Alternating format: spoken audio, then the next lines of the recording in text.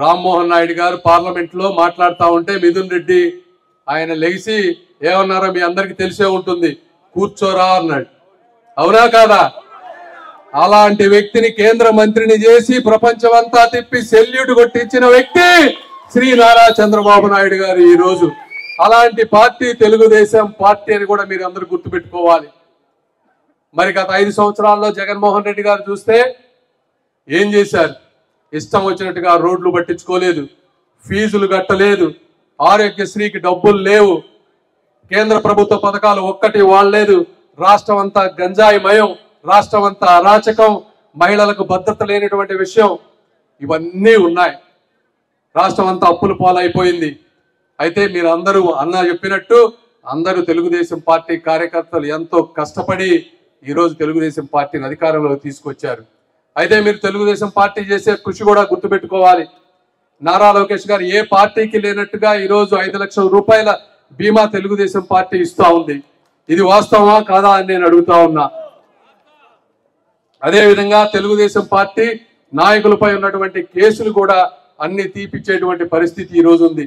మా గుంటూరు పార్లమెంట్ లోనే చూస్తే ఈరోజు 220 కేసులు ఇప్పటి వరకే నేను లీగల్ టీంను పెట్టి అవన్నీ క్లియర్ చేశాం. ఇంకో 120 కేసులు త్వరలో పోతా ఉన్నాయి. అయితే ఇంకా కొన్ని కేసులు ఉన్నటువంటి మాట వాస్తవం. అయితే వాటిని కూడా తప్పకుండా పరిష్కరిస్తాం. అదేవిధంగా ఈరోజు నారా లోకేష్ గారు చూస్తూ ఉంటే మీరు ఎక్కడ ఎవరు సహాయం కోసం వెళ్ళినా కూడా ఇచ్చేటువంటి పరిస్థితి, క్షణాల్లో స్పందించేటువంటి పరిస్థితి. అయితే తెలుగుదేశం పార్టీ కుటుంబ సభ్యులు లక్షల్లో ఉన్నారు. చాలా మంది అంటే ప్రతి గ్రామంలో ఇబ్బంది పెట్టారు. అన్నీ కూడా ఒక్కసారిగా తీర్చలేనటువంటి పరిస్థితి ఉన్నా కూడా ఇప్పుడు ఉన్నటువంటి రాష్ట్ర పరిస్థితుల్లో మీరు అర్థం చేసుకోండి నారా చంద్రబాబు నాయుడు గారు ఏ విధంగా ఈరోజు కష్టపడతా ఉన్నారు. ఢిల్లీకి వస్తే మొన్న 9 గంటలు ఉంటే 7 కేంద్ర మంత్రులతో గంట మాట్లాడి రాష్ట్రానికి కావాల్సిన ప్రతిదీ అంటే ప్రతి అమిత్ షా గారి దగ్గరికి వెళ్ళారు.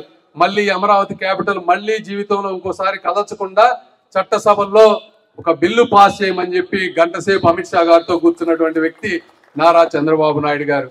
కడప రాయలసీమ చుట్టుపక్కల ప్రాంతాల్లో నిరుద్యోగం ఉంది అని చెప్పి ఎక్కడెక్కడో ఉండాల్సిన డిఫెన్స్ క్లస్టర్స్ అన్ని ఒక చోట మిసైల్స్ తయారు చేయండి, ఒక చోట ఎయిర్ క్రాఫ్ట్లు తయారు చేయండి, ఒక చోట మందుగుండ్లు ఈ విధంగా నిల్వ చేసే సామర్థ్యం ఉండే విధంగా చేయండి అని చెప్పి రాయలసీమ ప్రాంతాన్ని మొత్తాన్ని కూడా విభజించి మన డిఫెన్స్ మినిస్టర్ రాజ్నాథ్ సింగ్ గారికి చెప్పి అక్కడ ఎట్లాంటివి తీసుకురావాలనేటువంటి గంట సేపు ఆయన మాట్లాడినటువంటి పరిస్థితి. అదేవిధంగా పోలవరం పూర్తయిన వెంటనే అక్కడి నుంచి నీళ్లు మళ్ళీ బనకచర్ల రాయలసీమ ప్రాంతాన్ని తీసుకెళ్లే విధంగా అక్కడ కృషి చేస్తూ జలశక్తి మినిస్టర్ తోటి గంట సేపు మాట్లాడినటువంటి పరిస్థితి. అదేవిధంగా ఈరోజు అన్నగారు చెప్తా ఉన్నారు నరేగా డబ్బులు 2014-19 మధ్య కార్యకర్తలకు రావాల్సిన డబ్బులు రాలేదని. ఇది వాస్తవం కూడా. ఆ రోజు జగన్మోహన్ రెడ్డి గారు 14-19 మధ్య అయిపోయిన వెంటనే ఏం చేశారంటే కేంద్ర ప్రభుత్వానికి 70% పనులే జరిగినాయి, ఈ 30% పనులు వీళ్ళు ఎవరు చేయలేదని చెప్పి కేంద్ర ప్రభుత్వానికి లేఖ రాసి అవన్నీ కూడా క్లోజ్ చేయటం వల్ల ఈరోజు కేంద్ర ప్రభుత్వంలో కూడా 6 సంవత్సరాల క్రితం క్లోజ్ చేసినటువంటి సాఫ్ట్వేర్ ఇవన్నీ లేకపోతే ఏం చేయాలో అర్థం కాలేదని నేను కూడా ఇప్పుడు 4 రివ్యూ మీటింగులు తీసుకున్నాం. అధికారులు కూడా ఇష్టం వచ్చినట్టు కేంద్ర ప్రభుత్వ అధికారులు చేయలేరు. ఇవన్నీ క్లోజ్ అయిపోయినాయి, రాష్ట్రం ఇక్కడ పనులు జరగలేదని చెప్పిన తర్వాత వాళ్ళంతటా వాళ్ళు వచ్చి మళ్ళీ ఆ డబ్బులు ఇవ్వాలంటే అంత ఈజీ అయ్యే పని కాదు. అయినప్పటికీ కూడా మేమందరం కూడా దానికోసం కృషి చేస్తా ఉన్నాం. ఇంకొకటి జనాలు కార్యకర్తలు అపోహపడేటువంటి పరిస్థితి ఉంది. అక్కడక్కడ డబ్బులు వైఎస్ఆర్ కాంగ్రెస్ పార్టీ నాయకులకు వెళ్తున్నాయి అంటున్నారు. ఇది కూడా అక్కడక్కడ జరుగుతుంది వాస్తవం.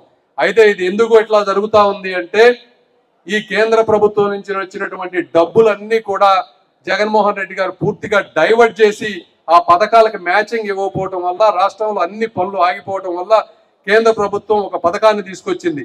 కాంట్రాక్టర్ కి డైరెక్ట్ గా డబ్బులు ఇచ్చే విధానం, అదే విధంగా టైం ప్రకారం ఇంతకు ఎవరైతే మొదట్లో టైం చేస్తే వారికి ఆటోమేటిక్ గా డబ్బులు వెళ్లే విధానాన్ని కూడా కొంత తీసుకొచ్చారు. దీంతో ఆ సీక్వెన్స్ లో ఉన్న కొంతమంది వైఎస్ఆర్ వాళ్ళకి వెళ్లాల్సినటువంటి పరిస్థితి వచ్చింది. ఇది బాధాకరమే అయినప్పటికీ కూడా మీరు చెప్పినవన్నీ కూడా వాస్తవాలు. అవి డెఫినెట్ గా గుర్తుపెట్టుకుని వాటిలో ఏమైనా మార్పులు చేయగలిగితే తప్పకుండా చేస్తామని కూడా మీ అందరికీ తెలియజేస్తా ఉన్నాం. మరి ఈ రోజు చూస్తే రాష్ట్రంలో ఇంత అప్పుల్లో ఉన్నా ఇన్ని బాధల్లో ఉన్నా ప్రతి వ్యక్తికి 4,000 రూపాయలు పెన్షన్ ఇస్తా ఉన్నారు, 6,000 రూపాయలు దివ్యాంగులకు ఇస్తా ఉన్నారు, 15,000 రూపాయలు పూర్తిగా బెడ్ మీద పడిపోయిన వాళ్ళకి ఇస్తా ఉన్నారు. 36,000 కోట్ల రూపాయల పెన్షన్ ఈరోజు దేశంలో ఏ రాష్ట్రంలో ఉన్నటువంటి విధంగా ఈరోజు వేస్తా ఉన్నారు. అదేవిధంగా ప్రతి రోడ్డు వేశారు, మందు రేట్లు తగ్గించి ఆదాయాన్ని తగ్గించారు రాష్ట్రానికి. ఇవన్నీ చెప్పుకుంటా పోతే శ్రీ నారా చంద్రబాబు నాయుడు గారు ఈరోజు ఈ రాష్ట్రంలో జరిగినటువంటి అరాచకానికి, ఈ అప్పులు తీర్చడానికి ఒక వ్యక్తి ఎంత కష్టపడాలో అంత కష్టపడుతున్నారని దానికి నేను వాస్తవ రూపం అని కూడా మీ అందరికీ తెలియజేసుకుంటా ఉన్నాను. ఎందుకంటే నేను దగ్గర నుంచి చూస్తూ ఉన్నాను కాబట్టి నాకు కూడా ఇలాంటి అపోహలు ఉండేవి కొన్ని, అవన్నీ వాస్తవాలు కాదు.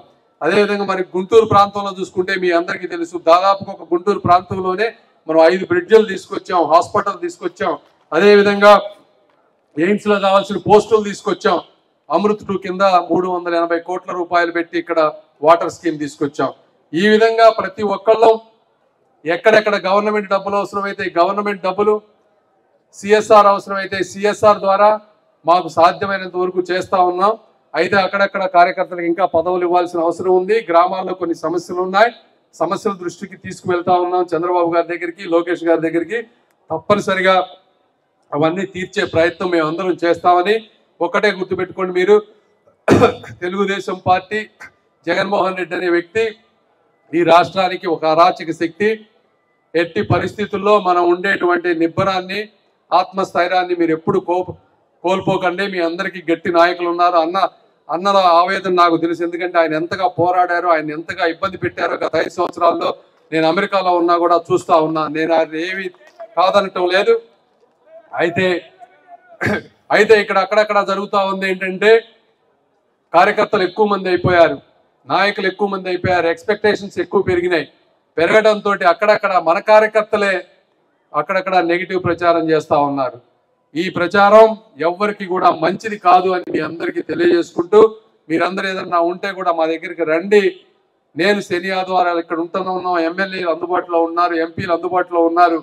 మనందరం కలిసి సమస్యల్ని సాధ్యమైనంత వరకు పరిష్కరిస్తామన్న ఒక ఆశయం నాకుంది, నమ్మకం ఉంది. తప్పకుండా చేస్తామని తెలియజేసుకుంటూ, ఈ కడపలో జరగబోయేటువంటి మహానాడికి మీరు అందరూ వస్తారని కోరుకుంటూ, మరొకసారి మీ అందరి ఆత్మీయ అనురాగాలకు కృతజ్ఞతలు తెలుపుకుంటూ సెలవు తీసుకుంటున్నాను. Thank you.